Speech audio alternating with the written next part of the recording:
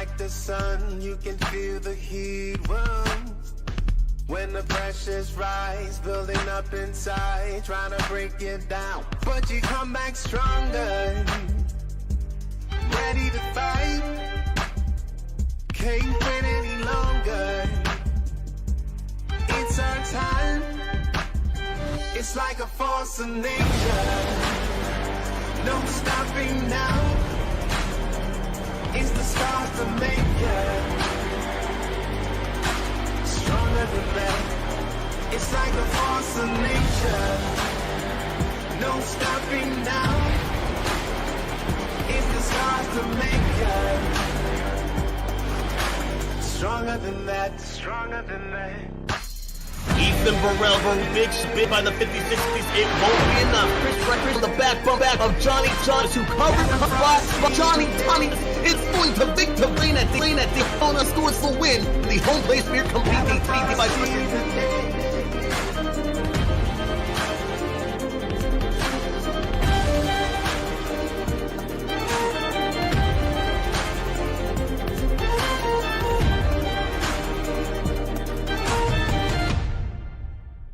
It's like a force of nature.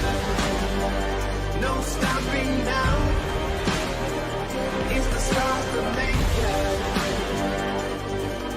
you stronger than that. It's like a force of nature.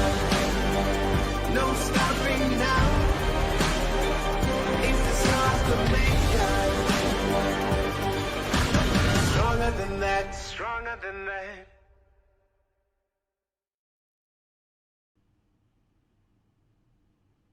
Welcome to the JoinAPS.com Cup Series. I am Alexander Ned, joined in the booth by a familiar voice this time, Rich. Our partner, Dave. It's his birthday today. Hoping that he has a great night and enjoying the day off. We are here for the Indianapolis Challenge. We are going to be turning right and left today. Quite a challenge for these guys. This road course, one of the newest on the circuit here, and not a lot of practice for these guys here, Rich. Yeah, it's great to be back here in the booth with you, Alex, of course, and I also get to welcome you back properly now. So looking forward to this event, but it's the first round of the chase. It's kind of the wild card round, really. You know, last week was Chicagoland with Tate Lytle taking the victory there, locking himself into the next round, but that was kind of the only normal race that we'd kind of expect. Here at Indianapolis, a road course, you kind of look at, you look at some of those top drivers in qualifying, R.C. Anderson, Ryan Gavel, as guys who could be threats. You're also going to keep an eye out for actually, where is David Tooker?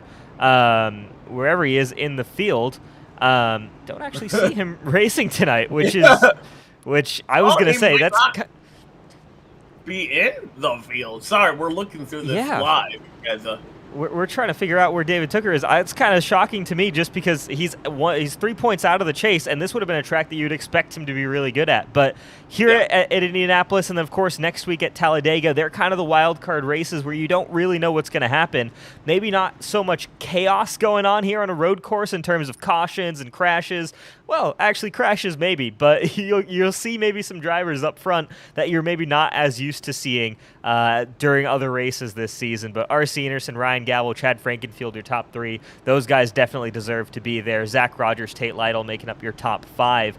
So still very competitive up inside the top 10. A number of chase guys starting up early. And keep an eye on some of those markers there for next to driver names. So guys on the outside looking in, they're going to be in red. Those in yellow are the ones who are still fighting for chase spots, and Tate Lytle, the only man right now who is confirmed a spot into the next round, though. It looks like Tyler Fode in pretty good position to advance, if I do say so. If he has a good, clean night, I expect Tyler Fode to be in it as well. Gosh, we're almost ready to get this thing started. They are rounding near turn 12, turn 13 and 14, a 14-course road course that we're traveling on. Who do you like? Whose chances do you like before we get this under the green flag here? Oh, man, it's really hard to bet against R.C. Anderson, especially without David Tooker in the field. Those two kind of hopping in without even looking at practice were kind of my two guys to look at, but R.C. is going to be tough to bet against here. All right. We'll see what he has as the pace car has already driven onto pit road. 50 laps to decide the Indianapolis Challenge here in the second race of the round of 14 underway. Green flag in the air. We are racing already. A bad start. Was that Chad? I think it was Zach Rogers there. Really rough start there for the 12 car, already mired in the pack. But meanwhile, up front, R.C. Anderson ahead of Ryan Gavel. And this is the key, watching to see if everybody's able to make it through turn one nice and cleanly. So far, so good. Yeah, you and I were talking beyond the break about some of the drivers in real life that have blown past. Oh, Tate Lytle with a big slide, and he's out of it. Yeah, Tate turn Lytle. 5. Fortunate for him that there's not too many walls right near the racetrack, but it looks like Harrison Talon too, I think, spun around there on the grass. So 2 incidents there early on in the chicane. Different layout to what we've raced on before, but we'll take a look here at the Whiskey Cast replay. We saw what happened to Tate Lytle. He simply just got on the gas early, and the back end of the car comes around. Let's take a look. Let's take a look here. This is Harrison Talon first. So Tate's already spun out there. What happened to Harry here? Ooh, just grabbed too much of that curb, and we talked about it before the show. That curb, dangerous for these drivers, and they got to keep an eye out for that. Unfortunately, both those drivers are going to find themselves deep in the field. But something about this racetrack versus others is the fact that you can have strategy early on. Yep, Tate just grabbed the gas just a little bit too hard right there. Does a good job to spin out, but he has lost a ton of time in track position. Yeah, how about that lead for RC? Early leader. And Chad Frankenfield up to second. And my mistake earlier, I thought it was him, but you're right. I think it was Zach Rogers in that 12th car that had a really bad start. Yeah, not a great launch there for the 12, but he's recovered. He's still running in P5. Now chasing down Matthew Weeks, who's up 4 positions from the start. One of our biggest movers, Gerald Campbell, the biggest mover so far in the race, +5 into the top 10. But Gerald not fighting for the championship, but he's certainly looking for a race worth of glory here if he can. Not a bad road racer himself, as he's right now working, trying to get past Justin Vandermel, and they get very close together, and that's going to slow down Gerald. Back there. Yeah. Another driver that has fallen off the pace here is Ryan Gavel. He's in the 6th position. Yeah, Gavel. He had started on the outside of the front row. Yeah, great. Not a great start for Gavel as he's trying to stay in touch here, which he is doing right now with Zach Rogers, Matthew Weeks in front. But not the first lap Ryan Gavel was hoping for, to maybe try and clear R.C. Anderson into turn number 1. Instead, R.C.'s kind of taken off ahead of the rest of this pack. There's that gap. You can't even see him in this shot here. But yeah, it's just craziness from R.C. Field here. This is lap number 3. Yeah, absolutely. Half a second faster than the rest of the field there on that last lap. R.C. Anderson stretching out his lead to now 3 seconds as we start lap 3 just now. Put the running board there. You can see that to the left of your screen. Drivers that are in. Tate Lytle in the 23rd position.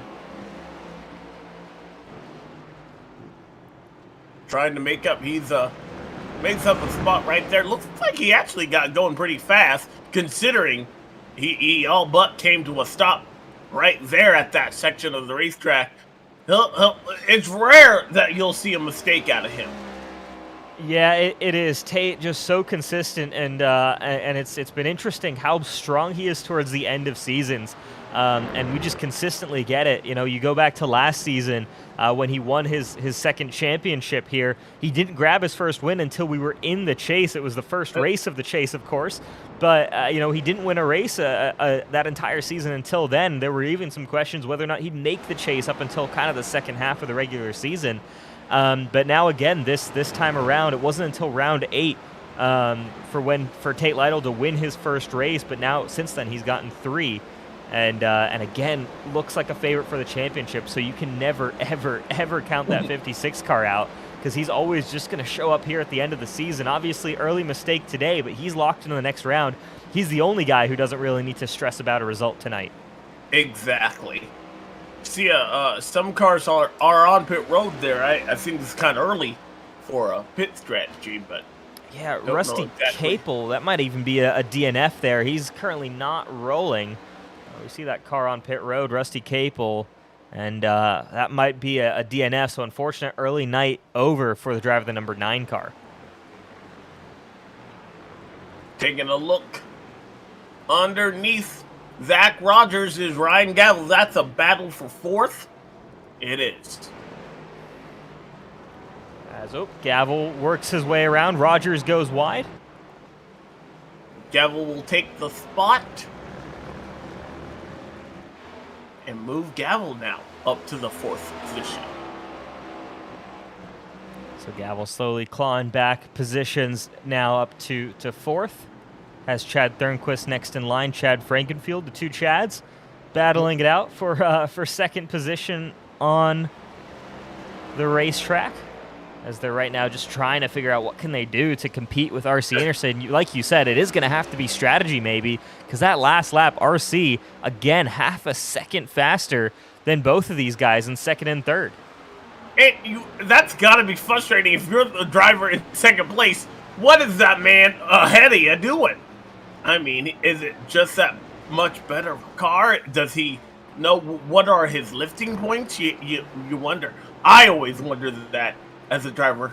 I try to get as close as I can to somebody that I know is better than me, and unfortunately for Chad, he can't even do that because RC Anderson has put such a blazingly fast pace on the rest of the field. He's not even close to learn anything from. Yeah, absolutely. RC has just been unbelievably quick. Of course, the only one he has 2 wins this season actually already. One, of course, at the Roval, and then one at Indianapolis. So you think you combine a Roval and you combine Indianapolis when you get the road course? It's a pretty good combination here for the 50 car. I did not think of that, but I like the way you think there. I would imagine he would have to agree. Oh, for sure. He's looking good there. Oh, as Frankenfield with a bit of a bobble in the chicane. He did. And now he's under pressure from the 0-2. Yeah, so Frankenfield now has to defend. Here's Thornquist, and he's going to have the run off the corner. The question is, it's now going to be a battle of the late breakers into turn number 1. Does Thornquist have enough of a run to get alongside the 15? It doesn't quite look like he does, and Chad now defending that inside line. Thornquist, though, with the dummy, he's going to go for it. Into one, side by side. Is he too late on the brakes? Oh! He barely does. Wow. And grabs the spot. What a power move by the 0-2. You saw the 15 try to reach out and defend that. Now here comes Trinkenfeld back on the attack. And he'll take that spot. But, wow. That was a game of a chicken right there that the 0-2 did not back down from. Absolutely. I mean, great battling by both these drivers. That's a great way to come back from that move as well by Frankenfield. He had the better launch off of turn number 1, but Thornquist, how about that? Getting that car stopped in time for turn 1. It looked for a second like he was going to go straight on there, too, but somehow... I was scared for him. Thankfully, we're up in the booth because that was ballsy. Oh my gosh, yeah, it was. I mean, you saw the front brake rotors glowing on that 0-2 car, but yeah, got it slowed down. But Frankenfield back in front. This battle's far from over between these two. This could be entertaining here for second position. And of course, Ryan Gavel, I was going to say he's licking his lips, but he's off the track now. Man! Does an excellent job of minimizing that mistake. But it was indeed a mistake, and he has lost a ton of time to that battle he was close to. Yeah, and all of a sudden A back little into bit of P5. licking your lip there and trying to get too much out of it. Absolutely. Unfortunate there for Gavel. Now he's going to have to defend against Matthew Weeks, Daniel Martinez, both of them having solid runs early here. But yeah, Gavel has shown good pace. He's been quick and one of the few guys who's he's had reasonable pace. He's had pace for P4, P3 maybe, but not the consistency right now that you'd be hoping for if you're Ryan Gavel. And actually a guy to keep an eye out for, Zach Rogers here, had a sluggish start to the race. But last time by was over a second faster than our race leader, R.C. Enerson, and almost a second faster than both Chad Thornquist and Frankenfield. So Zach Rogers, all of a sudden, could he be kind of an a pick here who's been saving his tires early, and as they wear, could he have that long run pace? As Gavel, another mistake, he's going to lose a spot to Weeks now, potentially Martinez. Yeah, Gavel. And we've seen this out of this 01 car before. He starts to compound some of these mistakes there, trying to clean it up. That's what he needs to do right now. Yeah, absolutely. Gavel, again, another one of those road course guys. You go back to Monza, where he was, of course, victorious. It was a good battle there between him and RC. But, man, oh, man. Yeah, gotta figure out those mistakes. What do you call it? I'm sorry, I don't have a score sheet. I don't know if he's won this season or not. He did, yeah, at Monza. So that was round 3, though. It's been a little while for Ryan Gavel, but again, road course right there. You'd expect to see the another car. mistake! Man. Late braking in turn 1 there, and that's got to take some of the life out of the tires as well. Yeah, it's kind of, right now you're almost in like a perpetual cycle here because he's taking life out of the tires. That makes it harder to slow down. It makes you lock up more, taking more life out of the tires. And I think right now Gavel is trying to make up for a couple of mistakes he made early in the race, and we're seeing those compound into more and more mistakes. So for Gavel, kind of needs his crew chief to talk to him and say, hey man, calm down for a little bit here. Let's get back into a rhythm. There's a long way to go in this race. Settle back in, and who knows what can happen. We can get you back into this race, but not if you keep making these mistakes lap after lap. So hopefully for Gavel, starts to settle back into to some kind of groove here, and we know he has the pace, so he can maybe start picking guys off one at a time, but he needs to find a rhythm again.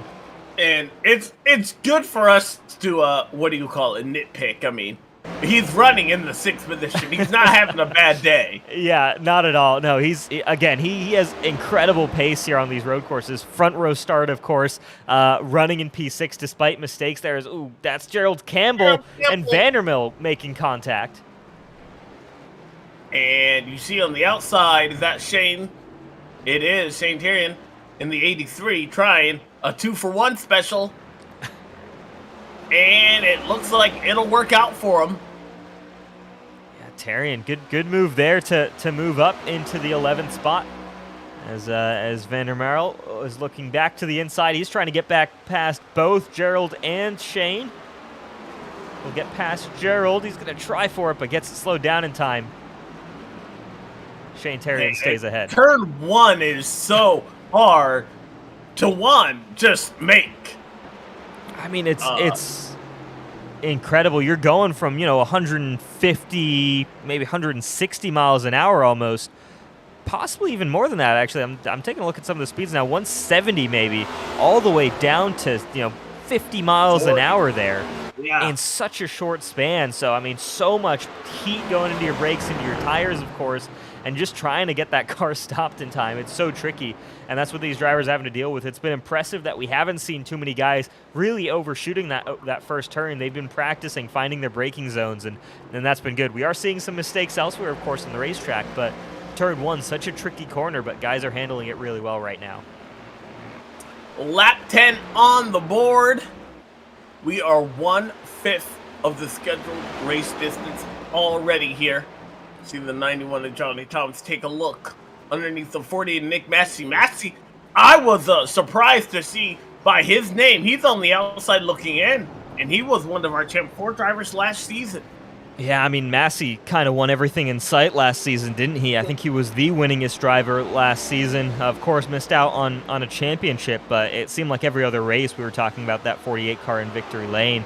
But yeah, I mean, Massey, not great. I mean, it's been one race in the chase, so it's kind of hard to really kind of single that out. But of course, no victories here in 2022B.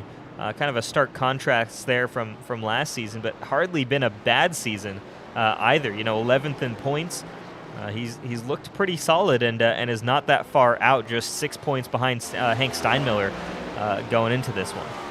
Of course, Hank just the car in front of him as well, or 2 cars in front. He'll need to pick that up, but Talladega Lumen, you want to have a good day here tonight.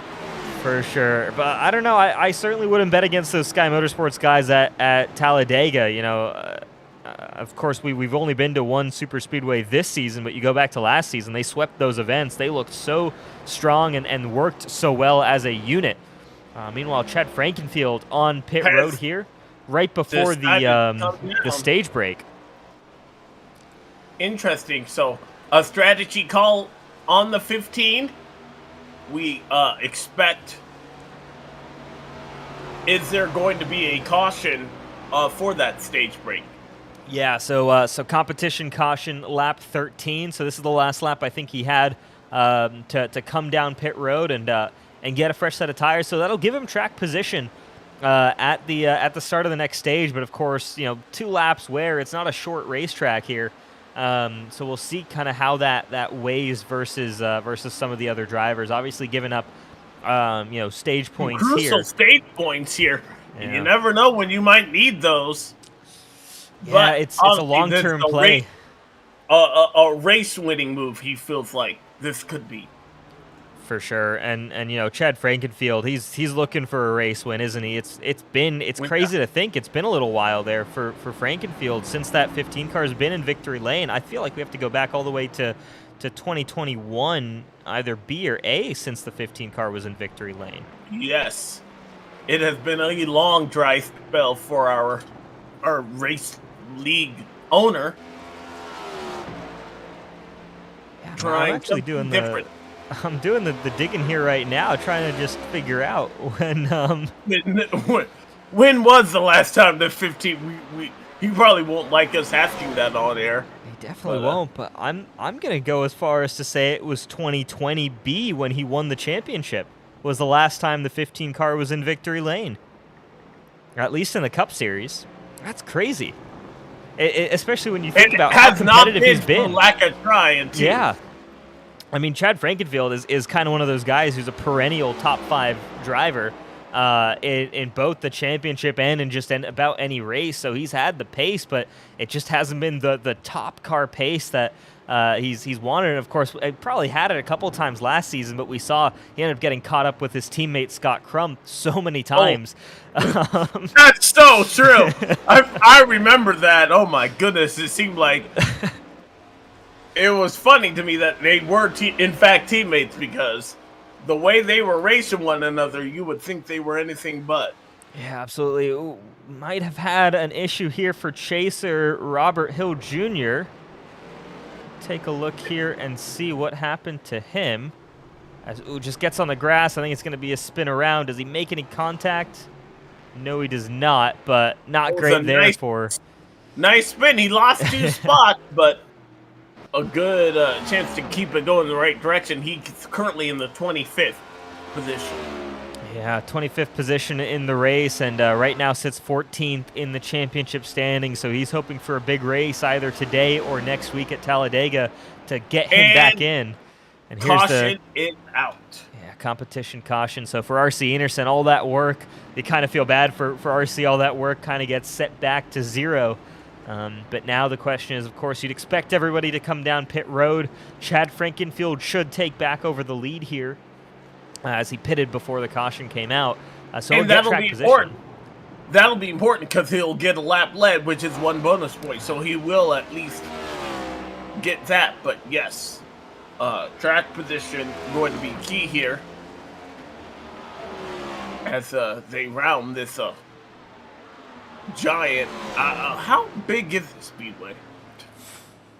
The road course. That is a great question, actually. I don't know this current layout of the Indianapolis road course. I'm gonna have to take a look at that and look it up I here. put you on the spot there. Man, if you asked me this a number of years ago, I could probably tell you the Indianapolis road course, the original variation of it. Man, I loved that racetrack, and I probably knew just about everything there was to know about it. But nowadays, it is a 2.5 mile, basically. I would think it's around there, but Yeah, I don't that's even pretty have my impressive. phone. 2.4 miles for the road course, 2.5 miles, Okay. of course, for the super speedway. So they did a There pretty you good go. job there.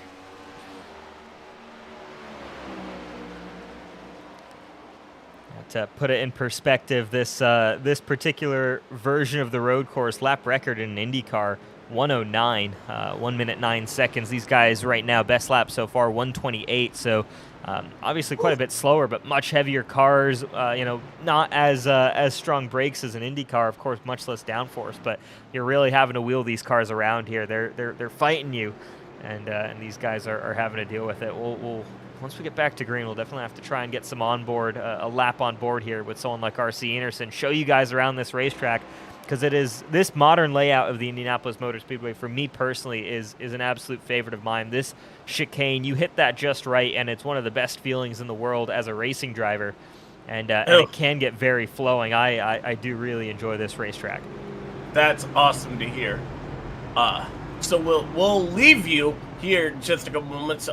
Green flag pit stops, or I'm sorry, yellow flag pit stops going to be next, but they are under caution here. First one of the night. We will be right back. You're watching the Indianapolis Challenge right here on the Elite Racing Network.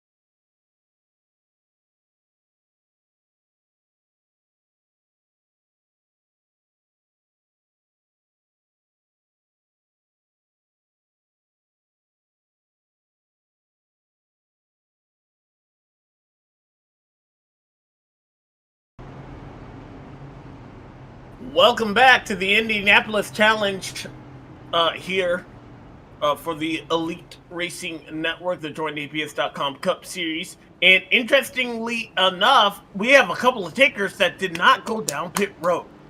Zach Rogers is going to inherit the lead here.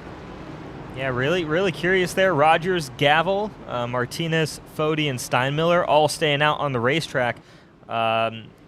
Trying to see what the fuel window really looks like around this racetrack, because potentially that could be what these guys are thinking here is there's no need to pit on that caution if they're going to have to pit again anyways, and maybe you can split this race into just a single stop. So go for the track position early on. We'll see, though, how that plays out. Of course, you've got Scott Crump, R.C. Enerson, Chad Thornquist right behind them with fresh tires. They're going to try and get by quickly. Chad Frankenfield, though, deep in the pack. He did pit twice under caution to get a full tank of fuel. So very different strategy there for the 15 car, kind of bailing on that initial one, but about to get back to green flag racing here. It'd be interesting if he makes it in our top three to ask him about that move, because he gave up a lot of track position, that and stage points.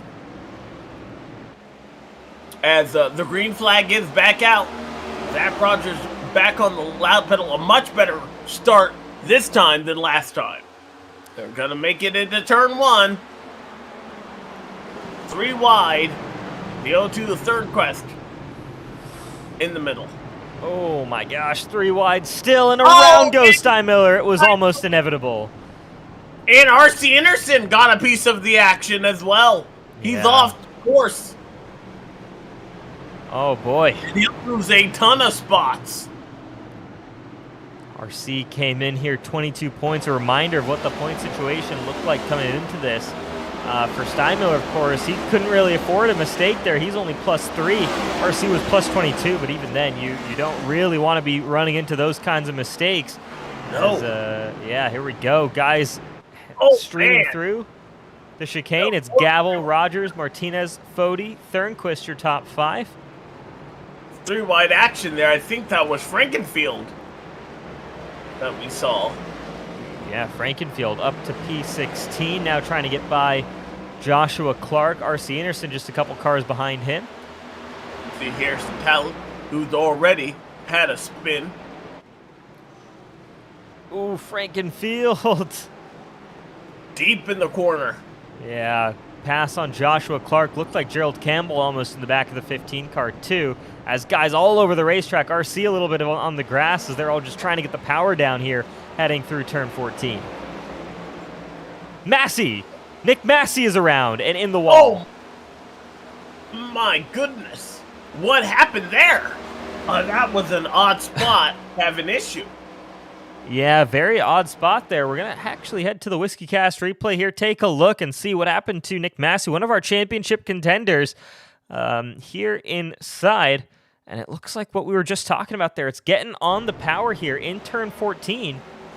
Take a look here at Massey, and you just see loses that rear end heading onto the front straightaway. And this is going to be, will it be, that is significant hit. Don't know what that will do, but there's damage on that car. For sure. It could be something he could recover from. Fortunately, might not need that much, aerodynamically, that may not hinder him that significantly. It's the question of whether or not it's damaged any of the suspension or steering geometry on that 48 car. But right now, he's looking plenty aggressive, trying to get back on the right track here, defending against fellow chaser Hank Steinmiller and fellow chaser right in front, Robert Hill Jr. They're going to go by Hill. And yeah, I mean, looks to be pretty okay there for Nick Massey. He might have gotten away with that one. Maybe. Not the lap a lot of our chasers wanted at all. Well, that was exciting. Yeah, exciting for us here in the booth. Probably not that exciting if you're down on the racetrack. But yeah, it's Gavel, Rogers, Martinez, Thornquist, Fody, your top 5 now. And for Gavel, how about this? Clean track position, not really... again, we talked about those mistakes early on. He needed to reset. Right now sits 1.5 seconds up on Zach Rogers. And then Daniel Martinez, look at that. Martinez and Thornquist nose to tail here heading into turn number 4. Head through chicane the 5 and 6. The But this back straightaway here, what can Thornquist do? He's going to look to the outside, and he's already clear, well ahead of the corner. So Martinez. He did not get off that corner. Yeah. See Tyler Fody there. Scott Crump. Ooh, Wesley Crump diving deep in there on Ryan Schold. Yeah, he did. Or excuse me, on Johnny Thomas that was. And yeah, Wesley Crump dove in deep, and then and looks like he's now struggling to stay ahead of Chad Frankenfield. Frankenfield's going to look to the inside, get by Crump, and RC might look to follow there quickly as well. So Crump laid on the brakes there into the chicane, sets him up for that section. And that's the great thing about this track is there are flowing sections to it, and you kind of make a mistake in one, it's going to punish you a long way later in the racetrack. So it really is going to take advantage of mistakes that you make, and it's going to make sure you're punished for making those mistakes. So again, another reason why I just love this particular road course here. But R.C. Anderson now on the tail of Chad Frankenfield and Johnny Thomas, all three of them chasers, all heading into turn number 1, potentially 3 wide for a moment, but they all settle back in line. RC has already picked up a number of spots. He's on the hunt. And sometimes the only motivation you need is a mad driver. That could be RC after that issue there, that last stop. Not stop, excuse me.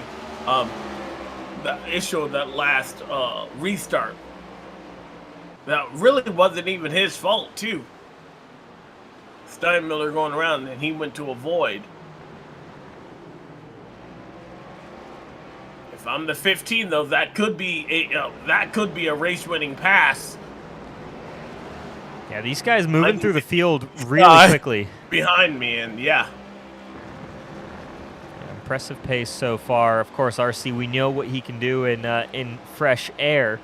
Of course, is now just trying to get back to a position where he can have that clean air. Right now, sitting 10th position. They're 15 seconds, though, behind Ryan Gavel up front. That's just the gap that you can generate here on a road course. But RC certainly looks a bit quicker right now than Chad Frankenfield. We'll see if a move could form here heading into turn number 1 for the 50 car. Look at that run he's got off the corner. He certainly looks like he's going to get at least alongside halfway down this straightaway. And there he goes. I was going to say, I would be surprised if he did not pull out with that amazing run. And R.C. Anderson says goodbye to the 15, putting him in the rear view mirror. That's an important pass there for R.C. Of course, Chad Frankenfield, competitive driver and probably closer in pace to R.C. than some of the other drivers in front. And so that could hold you up a little bit for RC if he clears the 15 car, which he has done now. Makes it your job a little bit easier trying to get past traffic because you do it at your own pace. You're not kind of waiting for Chad potentially if there is a bit of a pace discrepancy, which we certainly think there is there. So RC now free to attack the 4 car in front and then start chasing down kind of those top chasers up towards the front of the pack. I want to know who the highest running is on tires since that first caution. Yeah, on Scott Crump? On fresh tires, it's actually going to be Chad Thornquist. All right, in the 3rd position. Not seeing much of a discrepancy, though. Yeah, kind of shocking there. 128.8 was the last lap for Ryan Gavel. One of his better laps of the race. I mean, you look at what R.C. Anderson did when he was in clean air, 128.4. So not significantly different. So we could also be seeing something here where the amount of fuel you have on board in the car is more important to your pace than the wear of your tires. So that could also be something that these guys are dealing with that we haven't quite picked up yet. But it almost looks like that's the case where, these guys up front, they're on lower fuel loads. They have more wear on the tires, but there's less fuel in the car, and they're able to roll them, just as quickly around this racetrack. Ryan Gavel still in control of this race as we're about 3 laps away from halfway. This race is going by in a hurry. Yeah, it certainly is here. This is it's going to roll by pretty quickly here, especially now we should have green flag racing all the way to the end of this. But yeah, this this could go pretty quickly here. And again, if you're one of these chasers who are deeper in the field, you've got to start thinking about, all right, how am I going to make it to the end of this race? You know, when am I going to have to pit, if at all, which I certainly think they all are going to have to come down at least one more time. So when is that time for Ryan Gavel? It's right now. The first of our leaders. He was the leader, and he'll relinquish that. Zach Rogers going to get a point for lap lead. He's not in the championship picture. And now I think we're starting to see at least the advantage of RC in clean air. I mean, obviously not first position, but didn't have to pass anybody on that last lap, and he was a full second faster than anybody else on the racetrack, and that's the power of this 50 car. He's already there on the tail of Shane Terry, and that was almost a 2-second gap just a little ways ago, and yeah, now he's closed that right back up. Terrian and Fody, both fellow chasers, and for RC, this could be very quick work. So 50 car setback, but I think he might have just been making the race interesting there for us, just giving everybody else a sliver of hope. Chance. Yeah. Perhaps. We saw him make the pass on the 15, and he's already made the pass on the 83. And next in line is Tyler Fody. Fody, haven't talked much about him here tonight. He's having a good day, though, inside the top 10, inside the top 5. Yeah, for sure. Tyler Fody quietly solid there. He's one of those guys he's good at road courses. He probably isn't over the top there where you know he's likely to get wins very frequently, but he'll be competitive, like you said, top 5 car generally, and of course the guy who's already won 3 races this season. You know, has a little bit of that points buffer we talked about at the top of the show. He just needs a good result today, and he should be more or less clear of the drama from Talladega. Oh, you don't want to be one of those drivers on the outside looking in at Talladega. Well, certainly not. Anything can happen, and it normally does at that racetrack.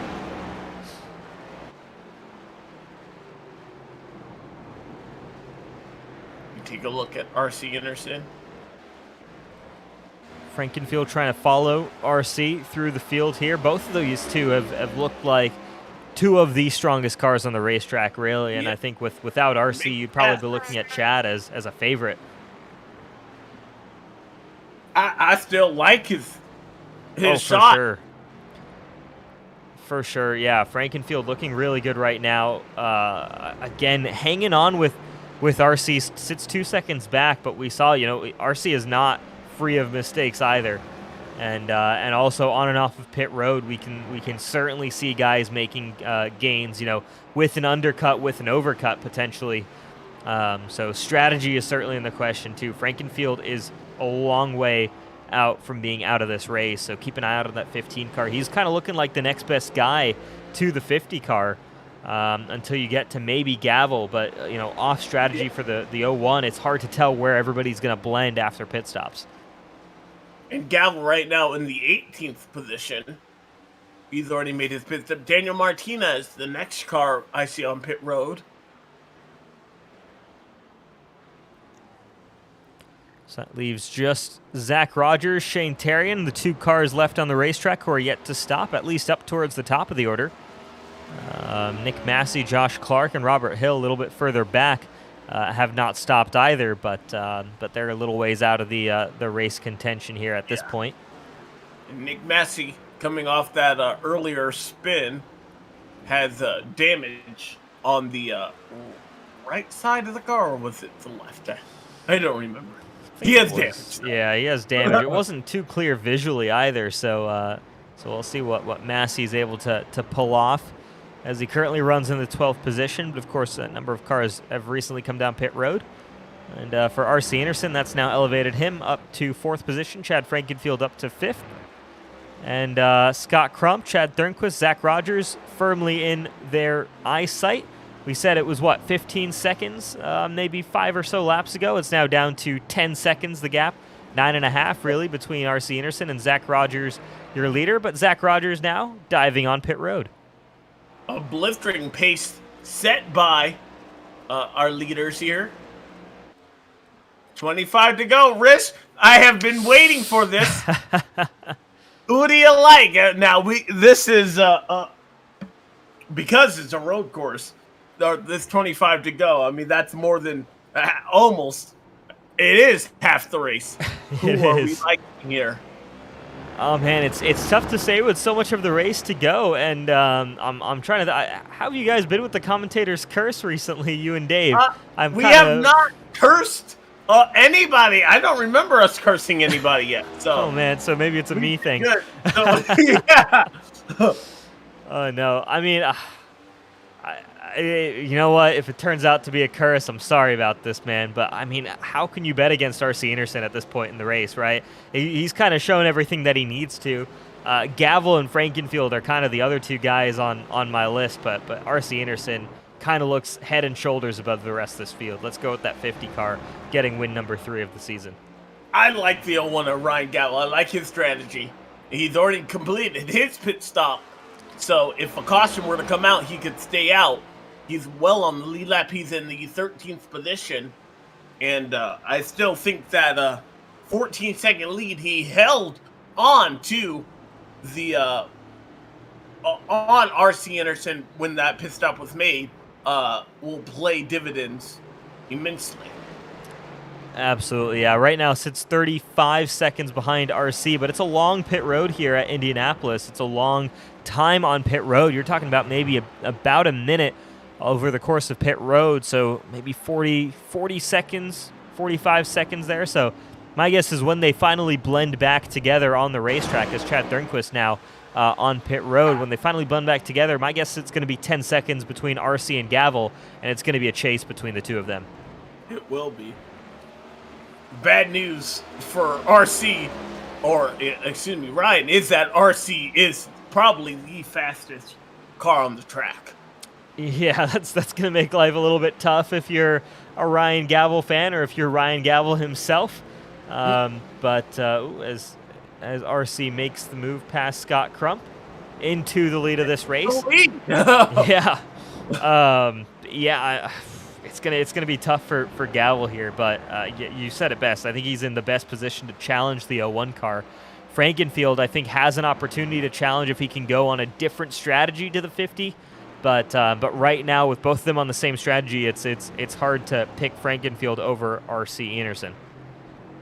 With what we have seen so far and the pace out of that 15, it just is not there quite as well as what we've seen out of the 50 car. Yeah, for sure. But still doors wide open for Frankenfield. Again, strategy, I think you think about strategy calls, you think about coming up with something a little bit different. You do certainly think of Chad Frankenfield. We saw him pit late on that caution right before they closed pit road, right before we went back to green flag racing. So he has the most fuel on board of anybody who pitted under caution, or at least back around those laps. So keep an eye out. He could be planning to go long here, or he's planning to burn up as much as possible here, give himself a pace advantage. Maybe that's not working quite the way he was hoping. So go long here on this run and have a really short fill and a short run to the end of this race could be the game plan there for the 15. RC, we're not sure quite yet what he's planning. From my experience, though, working with RC in the past, he's another one of those guys who I think he's a pretty firm believer there of running the tank dry and, again, taking as little fuel as possible. So these guys could be on very similar strategies, potentially separated by just 1 or 2 laps if Frankenfield's able to hang on to that fuel advantage. We'll see. It is never a dull moment here racing for the JoinAPS.com Cup Series. You are not going to miss a thing. We're going to be nonstop here as we'll take a break from the action, but if trouble breaks out, we'll break in. You're watching NASCAR on the Elite Racing Network.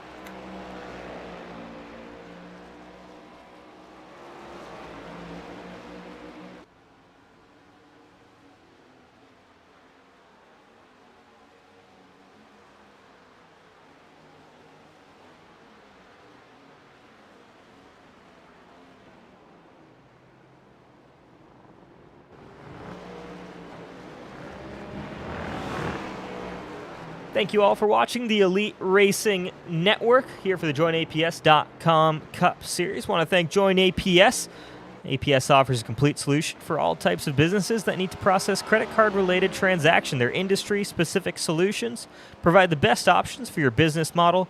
They have experienced client service representatives who understand what your processing needs are. Check out APS. Join APS.com. Title sponsor here for the Cup Series here in the Elite Racing Leagues for quite some time. Of course, TA Services, you guys saw the ad for over 36 years. TA Services has been a trusted domestic and international full-service third-party logistics provider offering freight brokerage, managed transportation, warehousing and fulfillment, and cross-border logistics services to shippers around the globe. TA Services moves what matters to you. Also want to thank Blue Egg Marketing, the marketing department for small businesses. If you're a small business owner, then Blue Egg Marketing is your absolute biggest fan. Whatever your constraints are, they help catalyze creativity, and Blue Egg Marketing will help your business punch above its weight class.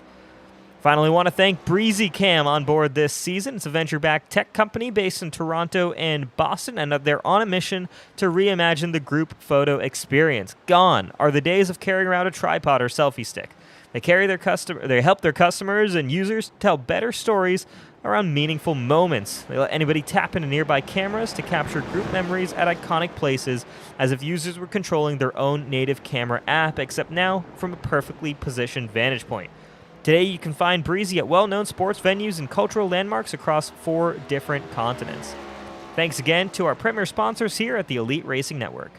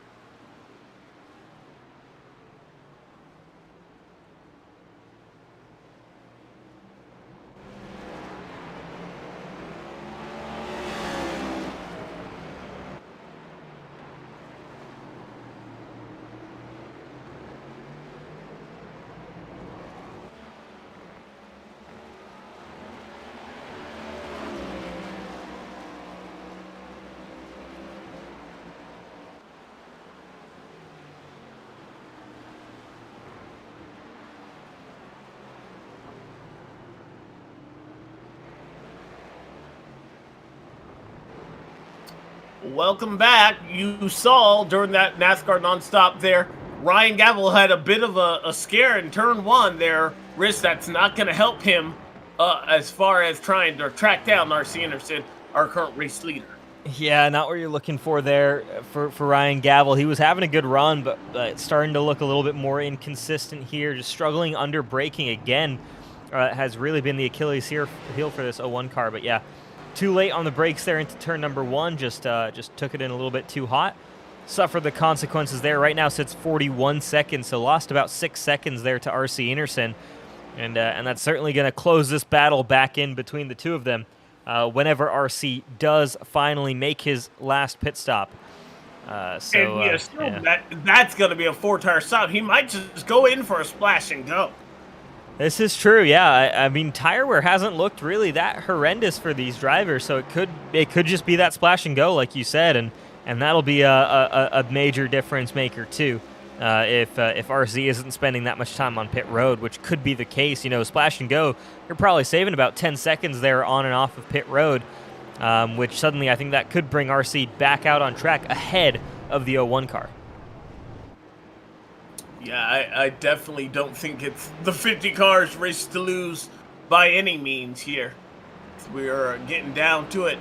Chad Frankenfield, where is he? He's in second, but he's 7.5 seconds behind RC.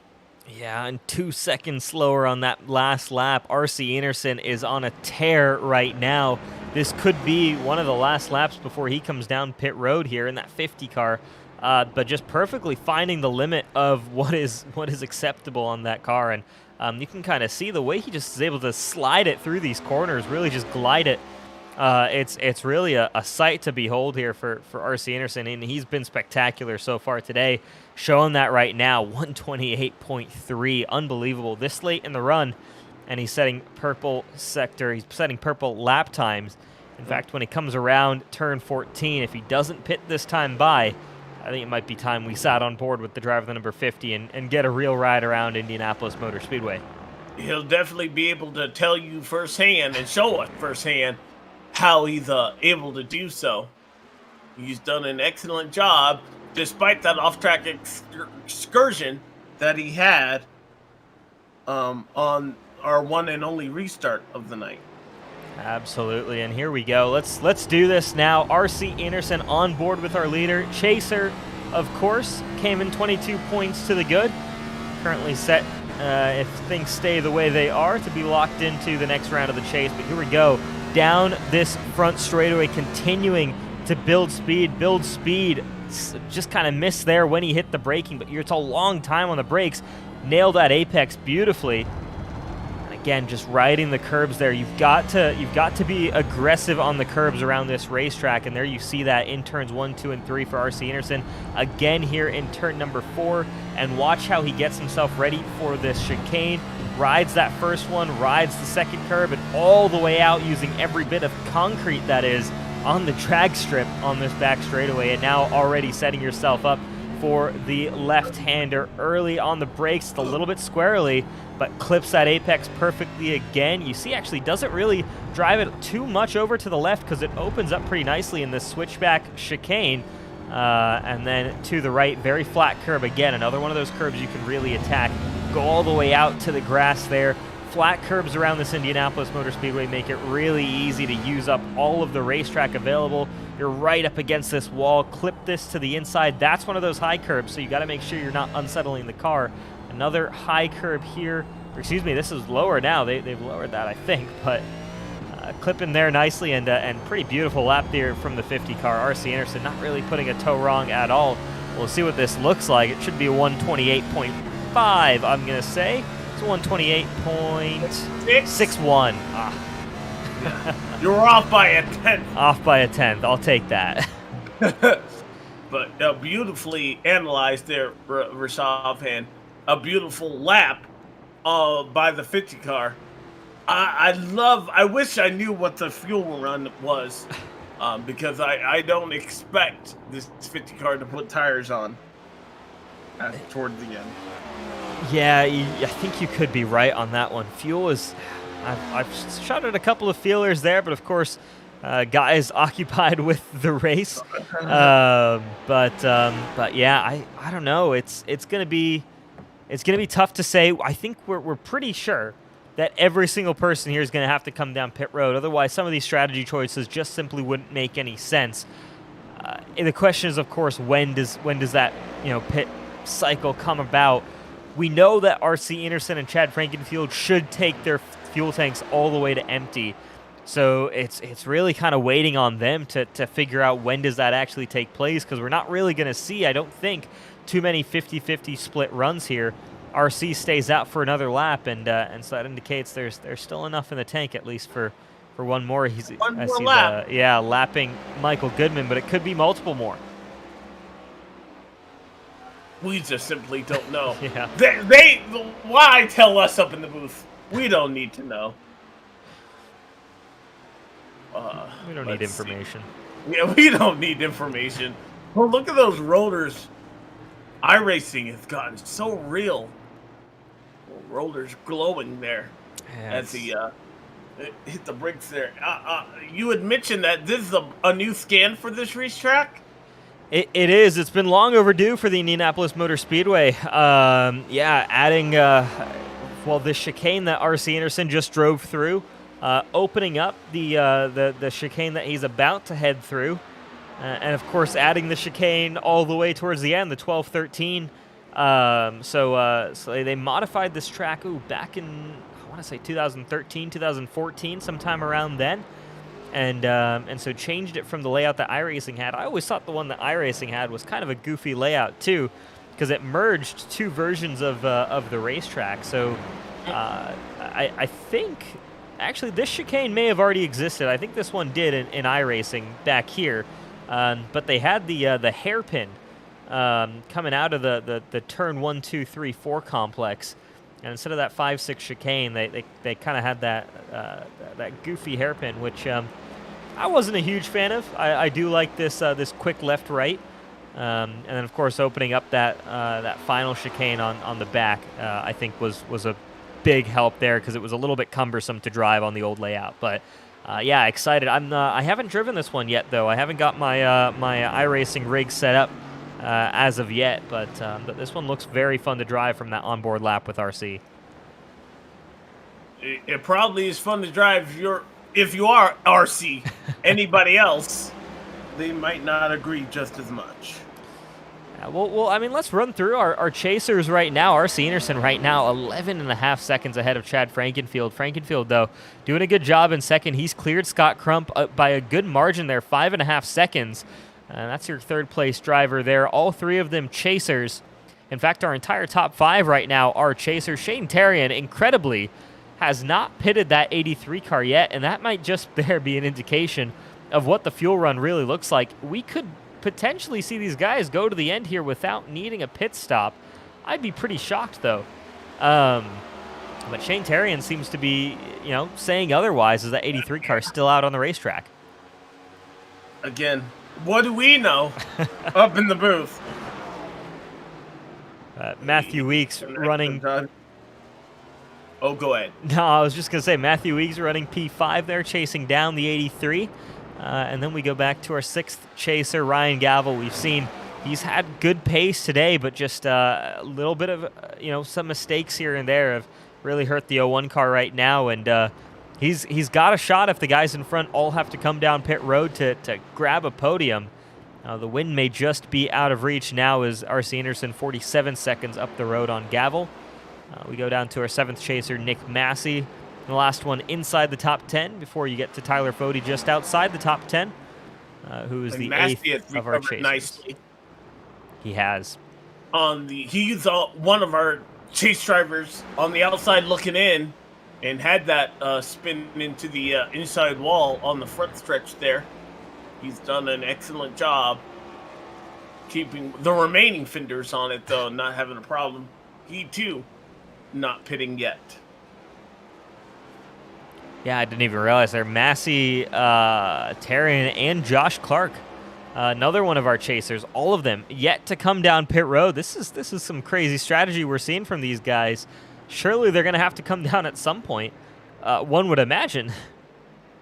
I would imagine so, but heck, a fuel window, it could definitely be different. I would have to imagine, though, that we saw Chad, he pitted early. I guess we're just not seeing that with tires, though. But I can't imagine them making it all the way. As we see Clark have a bit of a scare in turn 1. Yeah, a bit of a lockup there for Josh Clark as we just moved the camera. RC Anderson, meanwhile, throws together another fastest lap of the race. And I don't know. I'm starting to think that maybe these guys can just go to the end. They might know something that we don't. 12 to go. We're getting down to the nitty-gritty of this. In fact, there's a pretty good chance they know something that we don't. They don't tell us much up here in the booth, but We're just happy to be here. oh yeah.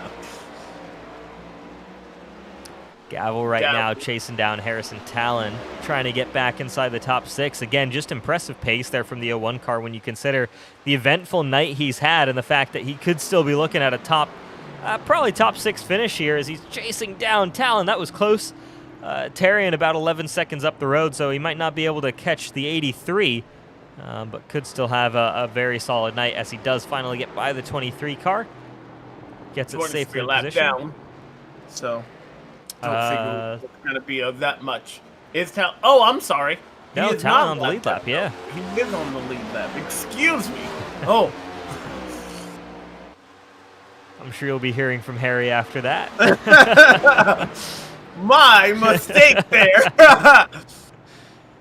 Oh, man. Yeah, Talon now. I think Michael Hossack just behind him, though, is a lap down on the 23 car, but Talon about to be under pressure here by the 02.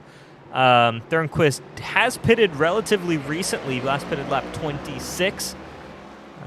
So we'll see here, what the game plan is for some of these guys. Again, very mixed strategy, and we're kind of waiting to see, what they do. Yeah, if Enerson and Frankenfield and Crump and all these guys up front can hold on without having to come down pit road, that's some impressive fuel saving, I think, that they've been doing, or maybe it's not impressive fuel saving, and some of these other guys were just burning through their fuel like crazy. I was going to say, what tricks can you do to save fuel? I was going to ask you this off there inside the race car on iRacing. The biggest thing is going to be lift and coast and utilizing the driving style there, and you have an opportunity to really do that in these cup cars because of the long braking zones. You can kind of halfway down the straightaway, instead of continuing to accelerate, just get off the accelerator, let the car naturally slow down with engine braking and, of course, any of the drag on the car.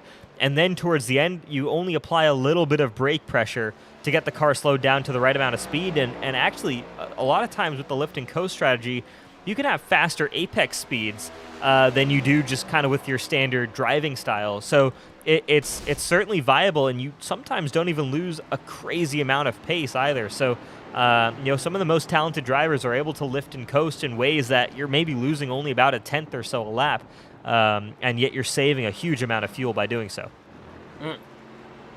So that could be a strategy in play for our top 2-3 drivers, actually. Certainly could be, as maybe not, though, because Matthew Weeks and Shane Tarian both hitting pit road. Tarian finally making his first stop of the day. Matthew Weeks making his second. No, but tell me you can go 40 laps if he waited that long. I think you're right. And so the question is, though, R.C. Anderson, who pitted on lap 14, could he make it to the end of this race? I would imagine if he's able to save fuel, the strategy that you had just named, with how he's been able to run and the big lead, I can't imagine him not being able to save that. But even so, a splash and go. If not so, a splash and go on the pit road. Yeah, absolutely. The question is, with 10 to go, I wonder, has RC actually saved enough to make this, just that one stopper? Shane Tarian showed us that it can be a one stopper. And so for those guys who pitted, before the caution or after the caution, they must be thinking, man, what was I thinking? Giving up this track position here. Frankenfield, it's worked out, I think, pretty well for him now. He's given himself, I think, enough of a buffer where I think he should be okay in the 15 car. Better, of course, than Enerson. So are we even seeing a situation here where R.C. Enerson will have to pit for a stop and go, but Frankenfield maybe doesn't? I mean, there's still a lot to play for in this race here with less than 10 to go. Oh, my goodness. It's getting good. It could be decided. Maybe they know that they can make it, and we're just blowing smoke up here. But the not knowing is definitely keeping me on the edge of my seat. We don't know. I would imagine that they would have to pit again. Yeah, you would think, wouldn't you? But I don't know. The way that Tarian was able to make it this far in the race kind of makes it seem like no, they should be fine. Even with the caution, of course. they should still be okay. Man, I don't know. But now again, does that late stop by Frankenfield versus Enerson, does that make a difference here, right? Does Enerson need to splash while Frankenfield doesn't? I mean, And stay out, and that would change dramatically. For sure. There's a lot of factors here at play, and we're not really going to quite know until the checkered flag waves, are we? Until it falls. It's usually how it rolls. 8 to go here. RC Enerson still in heavy command of this lead. 14 seconds practically up the road from Frankenfield, his closest competitor. And RC's just been on another planet pace-wise today. That last time around finally was matched by Frankenfield, but for the most part, it's been half second advantage RC Enerson, which has allowed him to expand that gap. Frankenfield, of course, has been no slouch either. Again, I think if RC wasn't in the field today, Frankenfield would be dominating this race like crazy. I mean, 10.5 seconds ahead of Scott Crump, who's the third-place driver, is hugely impressive pace from the 15 car as well. And, of course, Crump, 25 seconds in front of Gavel. It's basically no battle up front here for position. Guys are well spread out. And can you imagine if RC had not had that excursion? Oh my gosh, off yeah. Pit road, he'd be even further. You take a look. Is that a 40 Nick Massey and Matthew Weeks? That's a battle inside the top 10 for 8th. Might actually be Tyler Fody. Yeah, it is Fody, Massey, and Martinez all on the front straightaway here. Weeks and Fody are both, of course, chasers. Martinez is not, but having a great run right there for the 33 car, as there you see again the brakes lit up on the 40 car, the rear brakes as well this time, which is crazy to see. I love the attention to detail iRacing has. How cool that is. It really is. They've done some incredible job, and it sounds like they've done a pretty damn good job with this next gen Cup car. Great to see. 7 to go, and we're still scratching our heads as far as strategy. Can RC Enerson make it? Will he have to go down pit road? That is a big question. We don't know. I'm starting to think he can. I'm starting to think RC Enerson is good to the end of this race. But I don't know, seven's a long time. That is a long time. I don't know. I honestly do not know. I like Frankenfield. Him topping off tells me that he was going to try and take it. See Harrison Talon, he can't make it. He'll be down pit road. Yeah. I have no idea. I have absolutely no idea. This is intriguing. RC Enerson is on pit road. So here we go. Chad Frankenfield, what's he going to do? He stays out.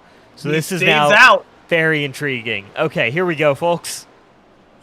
We've been talking about it. We knew he couldn't make it. We've been speculating. He must pay for something up here. But yes, RC Enerson diving down pit road. Less than 6 to go here. And that hands the lead over to Frankenfield. Does Frankenfield have enough in the tank? Now, you've been saying that he's been, half a second back. Has he been saving each time he's been back? This could be a masterclass strategy there from Chad Frankenfield, and we talked about it, right? He had a chance if he played his cards right, and right now it feels like he's doing just that.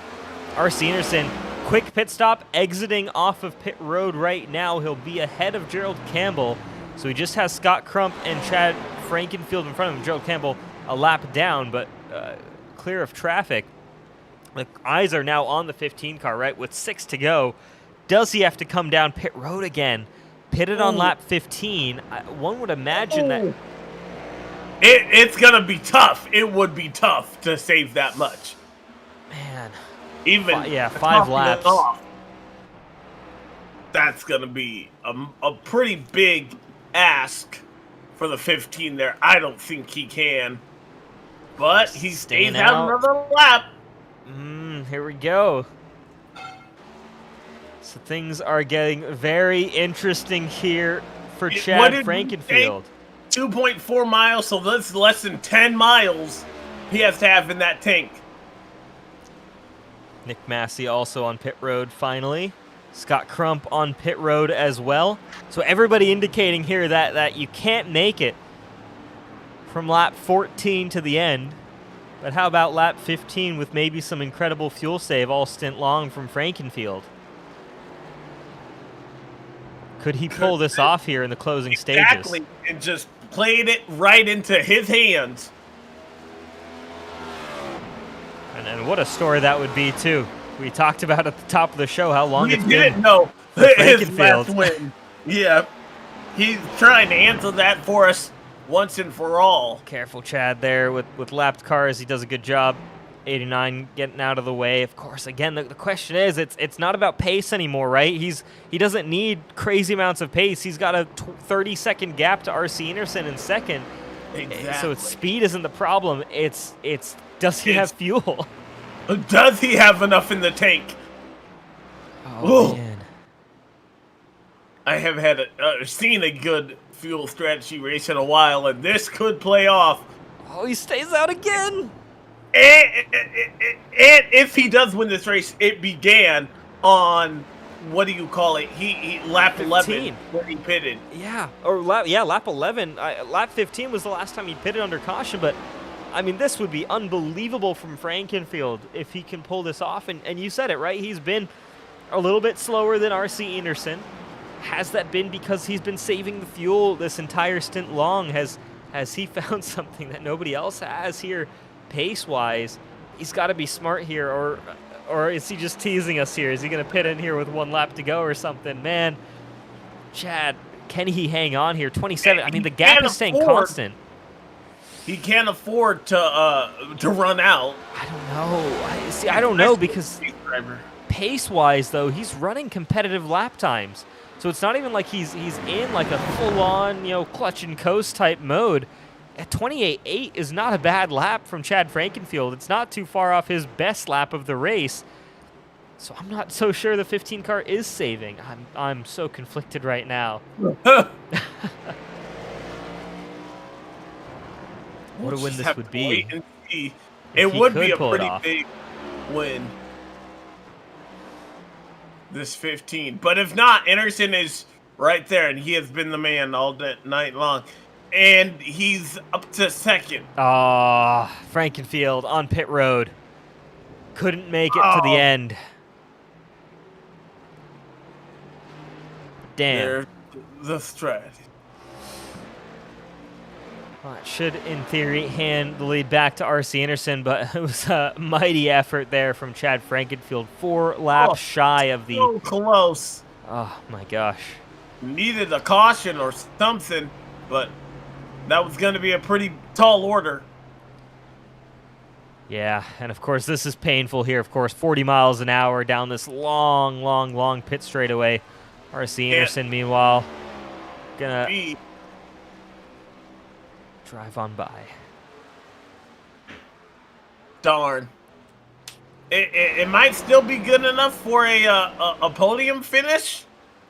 I know he's not taking tires, right? I don't think he is. So Frankenfield's going to come out here. There's Thornquist just at the back of your screen. It's going to be close between them. Here into turn number 1, Frankenfield off of pit road. He's got to be careful here. Comes out just ahead of the O2. Yep. 17 seconds behind Anderson, who has been the class of the field. Yeah, it's hard to say this isn't deserved for RC Anderson. I think we were certainly hoping that Chad, with that strategy call, could just make that work. But I'd be curious to see if we do get a chance to talk to Chad at the end, how close he thought he could have gotten there to make it to the end. 4 laps is a long time, of course, around 2.5 miles. If he was, yeah, he was running some competitive lap times though, so maybe not. But man, oh man.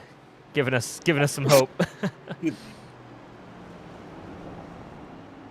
It all circles back to the 50 car. 2 laps to go next time by. A last chance for the field to bring out a yellow. But I don't think we'll see one. Haven't seen one all night. Besides the competition caution. Yeah. Oh, man. This will be good, though, for Anderson. It locks him into the next round. He does not have to worry about Talladega as one of our chasers. This is true. I mean, yeah, RC, again, he's absolutely deserved every second of this. It's been an incredible performance from him so far today. And just a lap and a half away from locking himself into round number 2 of the chase. But yeah, I mean, Ryan Gavel also, what a recovery there.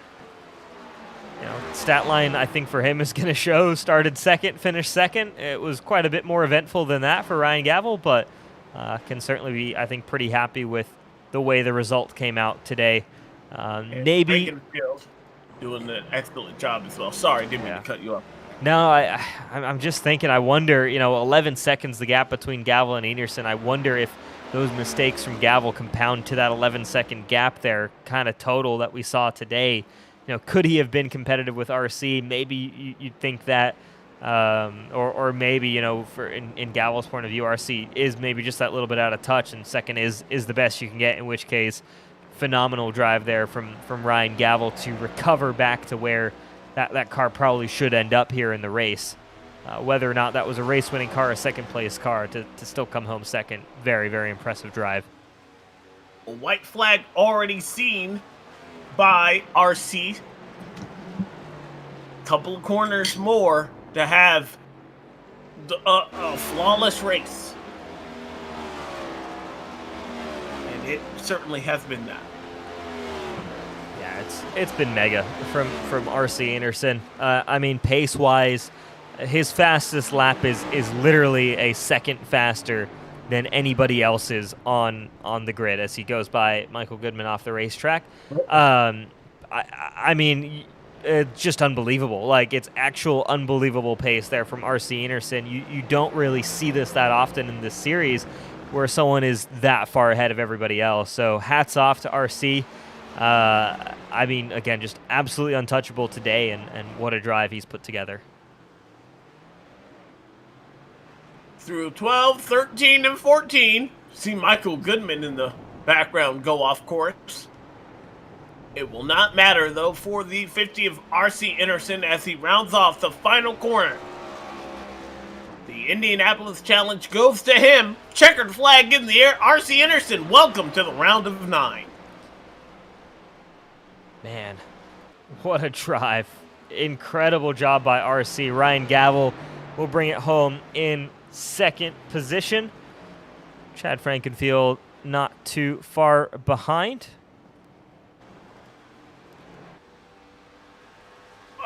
Three very differing strategies right there. I can't wait to talk to these guys and ask them about if they knew what was going on as we see some contact there. Oh my goodness. Blowing off steam. Yep. Post race, guys have fun with it, but yeah, I mean, man, oh man, yeah, completely different strategies, right? I mean, RC and Chad were probably on the closest together, but Chad going that much longer, I wonder if fuel saving was ever in his mindset. And Gavel, of course, pitting relatively early, skipping the caution to come down pit road, but pitting maybe 10 laps after that caution and then kind of going to the end on that, doing it kind of 50-50. So very different approaches to the race. But we'll get a chance to talk to our top 3 finishers. For now, though, RC Anderson, it's time for a victory lap. He'll get back to the Brickyard, and I'm sure we'll see some celebratory donuts. He had won the Brickyard 400 and the Roval. This race on very much on par for both of his wins already this season, his third win of the season. For sure, yeah. RC Anderson, king of the Brickyard in 2022B. I mean, what an incredible job. Winning the 400, winning the 50-lap race here. Careful of those bricks, RC. Oh, he knows what he's doing. All right. All righty, RC. It's a big no-no there to do donuts on the Brickyard, but in virtual world, let I him get suppose a there's no virtual. repercussions. Yeah. He is burning it down, and rightfully so.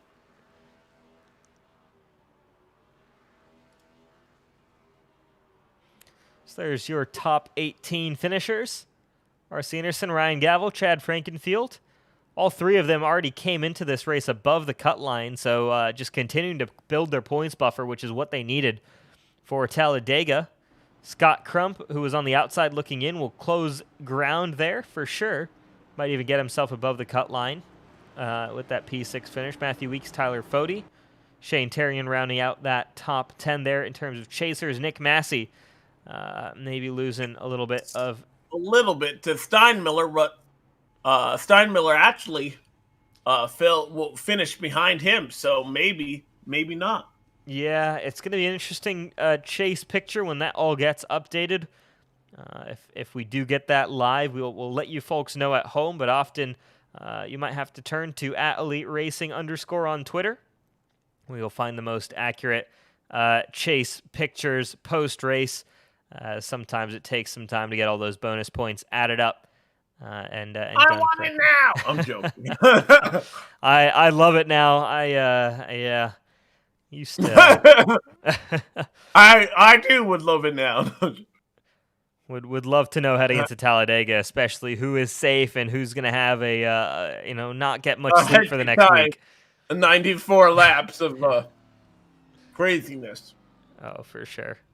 So now we just wait to hear from our top three. We'll have them join us up here in the broadcast booth whenever we spot them. In our waiting room. Yeah. No one wants to talk to us. Rich, we're the original duo. No one wants to talk to us. Oh, man. Yeah, total silence there. I'm kind of surprised by this. This is weird. They do know that they have an obligation. Obligations, yeah. We're gonna fine them if they don't show up here. It'll go to our paychecks, of course. We have questions that must be answered. Oh man, well I guess let's talk about some of those non-chasers, right? Chad Thornquist, quiet, very strong race. Zach Rogers as well. Both of them showing really solid pace. You had mentioned Rogers in the beginning of the broadcast about at one point a second faster than RC. He did an excellent job bringing it home, a top 5 here tonight.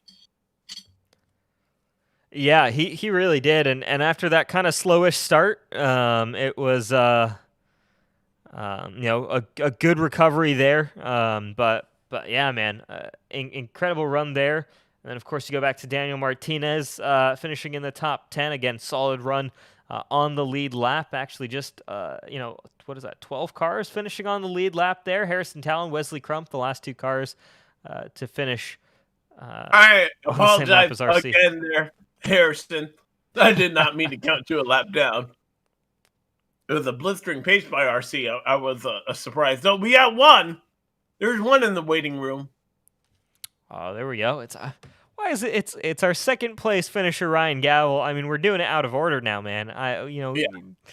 We can't work under these conditions. Yeah, I mean, this is unbelievable, but we'll bring him in anyways. Ryan Gavel, man, the stats will show you started P1, or sorry, you started P2, you finished P2. Bit of a different race though for you. Talk us through some of the challenges of this racetrack, because it looked like braking wise especially is where you're maybe struggling a little bit, and it caught you off guard at a couple of points, caught a lot of drivers off guard. Yeah, it was a decent race. I don't think I had anything, well, speed-wise, didn't have anything for RC. I thought maybe I'd have a jump on him, pit strategy there, but made a couple of mistakes after my green flag stopped there around halfway, just before halfway from the lead.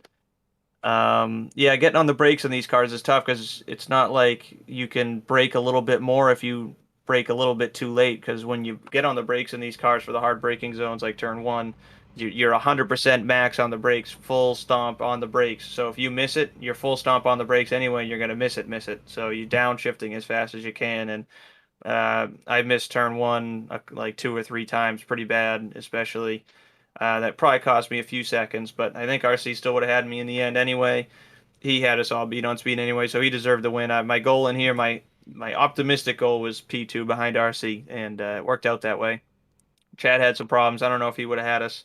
I made a couple mistakes too at the start of the race, but he had the penalty for pitting when the pits closed, so that Oh, got me ahead of him there. So when was that? um, so that was the end of the before the caution, the stage point, the stage caution per se. They closed the pits with 2 to go, and Chad thought RC had pitted in front of him, but he didn't. So RC crossed the start finish line to close the pits with 2 to Oh, go on the stage.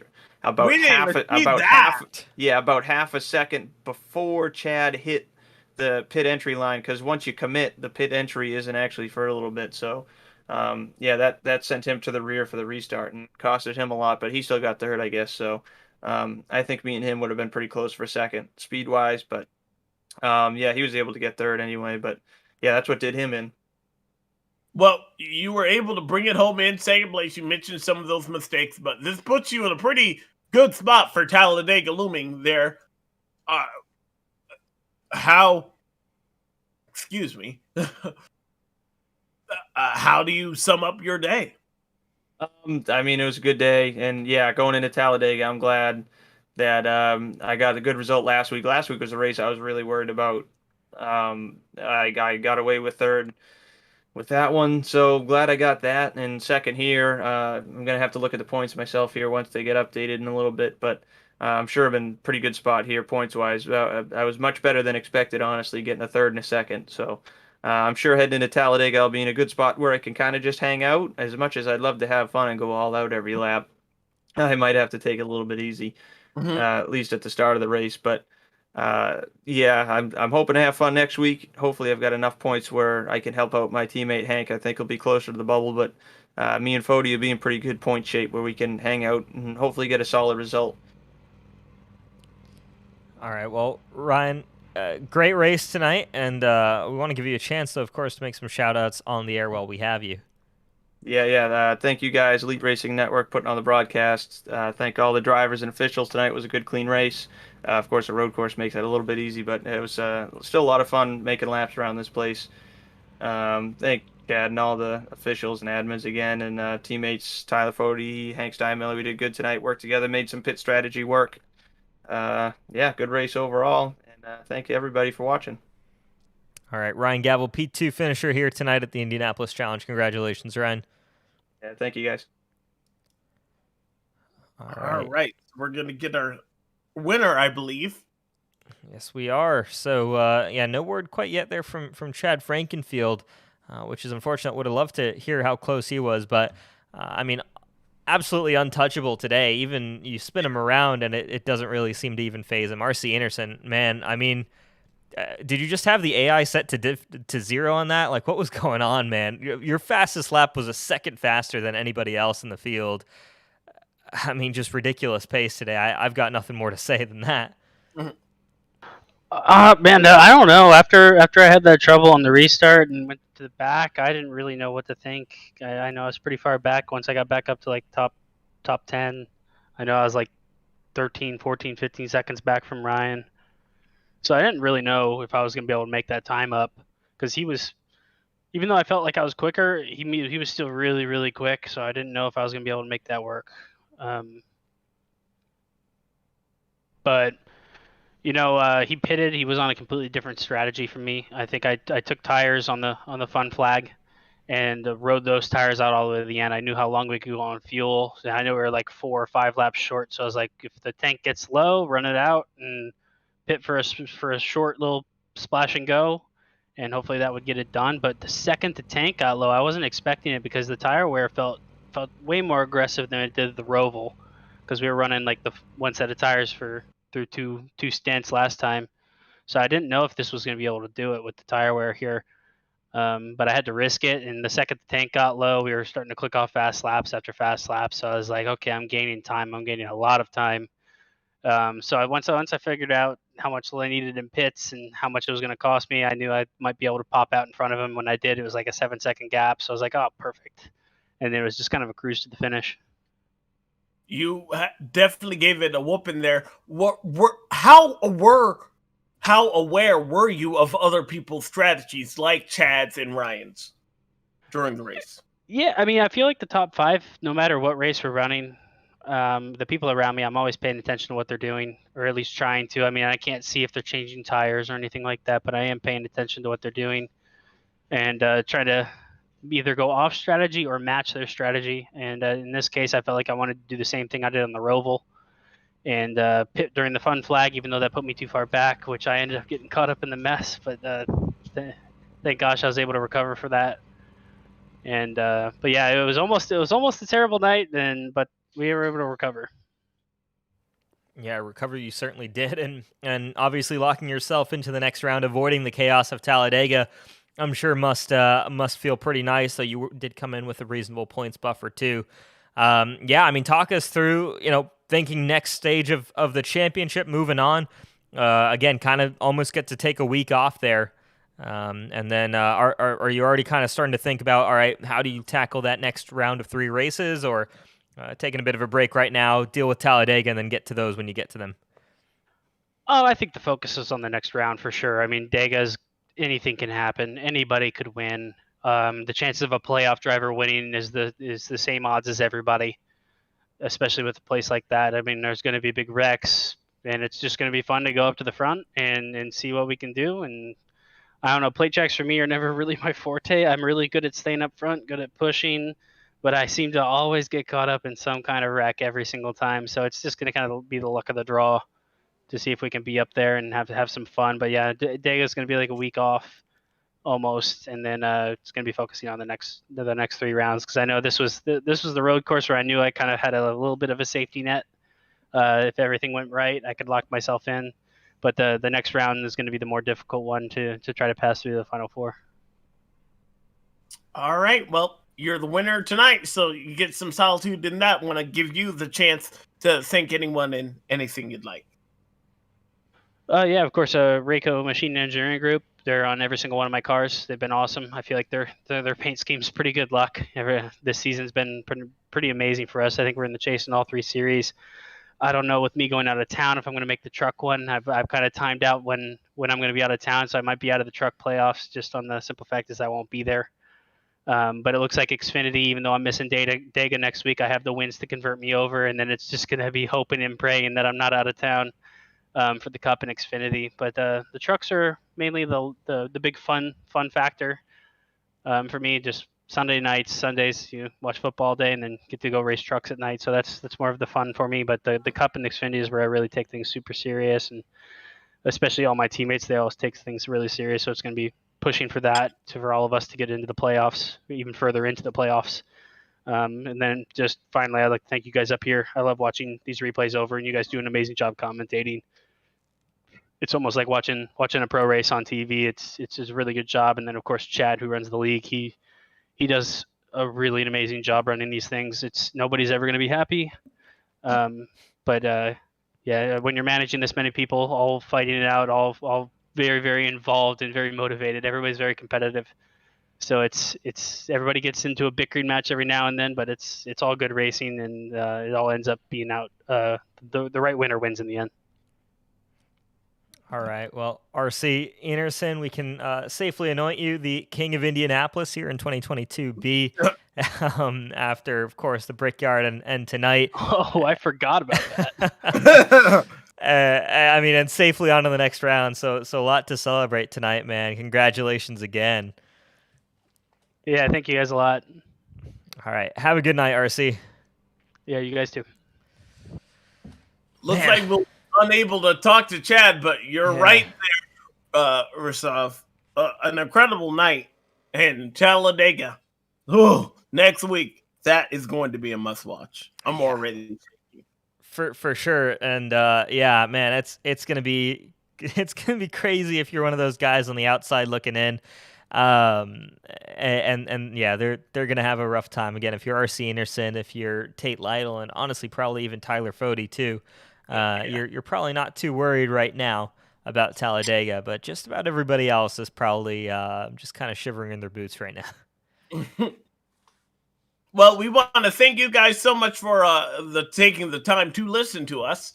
Rich, it was great having you back there. I wish you would be back all the time, but I know you've had other things this week, other things going on, and it was just an honor, as always, to have you back in the booth. Well, hey, man, I love being back in the booth with you, and of course, so happy to finally speak with you after coming back, man. We missed you for a long time, and we were pulling for you all here at the Elite Racing Network and in the Elite Racing League. So it's great to hear your voice again, man.